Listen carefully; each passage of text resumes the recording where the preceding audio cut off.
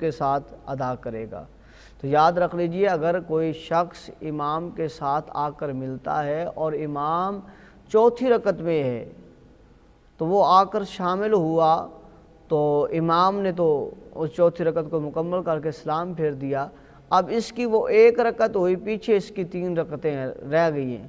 امام سلام پھیر دے گا، یہ کھڑا ہوگا اللہ اکبر کہتے ہوئے، تو پہلے ثنا پڑھے گا، پھر سورۃ فاتحہ پڑھے گا، پھر سورت ملائے گا، رکوع سجود کرے گا۔ اب ایک رکعت اس نے امام کے ساتھ پڑھ لی، ایک اس نے اپنی پڑھ لی، اب یہ 2 رکعتیں ہوں گی۔ اب یہ اتحیات میں بیٹھے گا، اتحیات میں بیٹھ کر اشہد ان لا الہ الا اللہ واشہد ان محمدا عبدہ ورسولہ، یہاں تک کہ یہ کھڑا ہو جائے گا اللہ اکبر کرتا ہوا، پھر سورۃ فاتحہ شریف پڑھے گا، سورت ملائے گا، رکوع سجود کرے گا۔ اب یہ 3 رکعتیں ہو گئی۔ اب یہ پھر جو ہے وہ کھڑا ہوگا اللہ اکبر کرتا ہوا، تو سورۃ فاتحہ شریف آمین